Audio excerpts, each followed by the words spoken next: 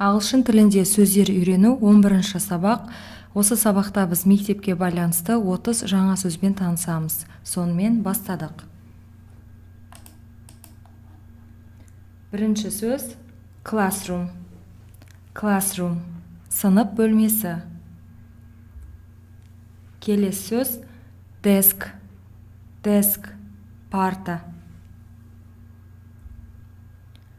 Blackboard деген тақта дегенді білдіреді. Blackboard. Chalk деген бор.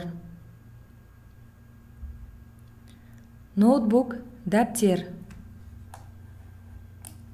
Біз book деген сөздің аудармасын білеміз, кітап деп аударылады.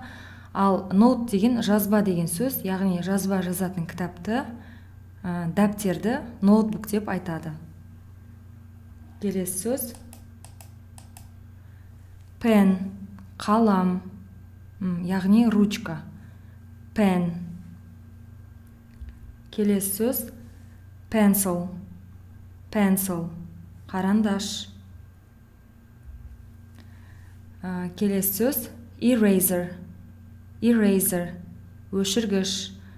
Eraser деген сөз ағылшынның erase деген, яғни өшіру деген етістіктен жасалған сөз. Етістіктің соңына көбінде мынандай ER немесе OR жалғаулар жалғанып, етістік зат есімге айналады. Мысалы, тақтаны өшір деген сөйлем erase the blackboard болады. Келесі сөз sharpener деген қалам ашқыш. Sharpener. Glue деген желім, яғни клей. Glue. Ruler деген сызғыш. Ruler. Scissors. Scissors. Қайшы.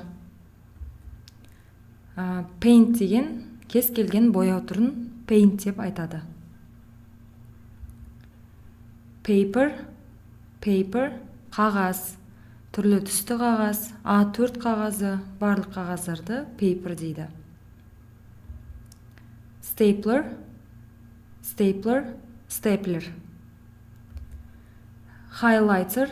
Қазақша маркер деп аударсақ болады, яғни маркердің мынандай түрі жазудың үстін көрсету үшін, сөздерді жаттау үшін қолданылатын маркер түрін highlighter деп айтады.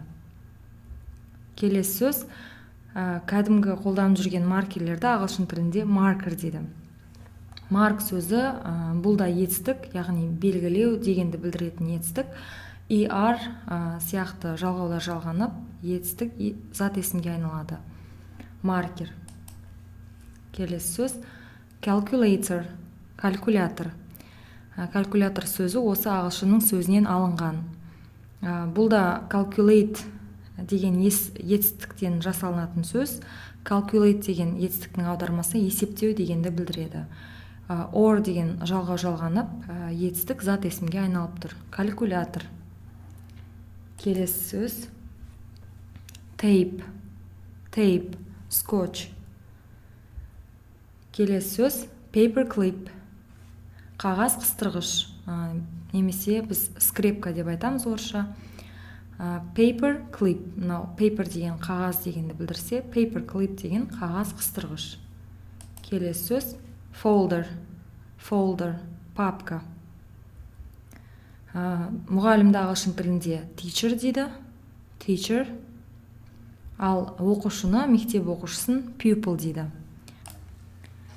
Мектеп оқушысын тағы да student деп айтуға болады. Бұл student сөзі мектеп оқушысында және колледж, университет студентінде айтуға пайдаланатын сөз. Келесі computer. Компьютер. Компьютер. Келесі үйренетін сөз keyboard. Keyboard. Перне тақта. Маус деген тышқан. Принтер деген принтер. Бұл print деген етістіктен жасалатын сөз. Print деген басып шығару дегенді білдіреді. Келесі сөз лаптоп. деген сөз жалпы мынау ноутбуктарды ағылшын тілінде лаптоп немесе ноутбук деп айтады. Келесі үйренетін сөз globe, globus, globe. Сонымен біз осы сабақта мектепке байланысты 30 жаңа сөзбен таныстық, оның қалай оқылатынын үйрендік және аудармасымен таныстық.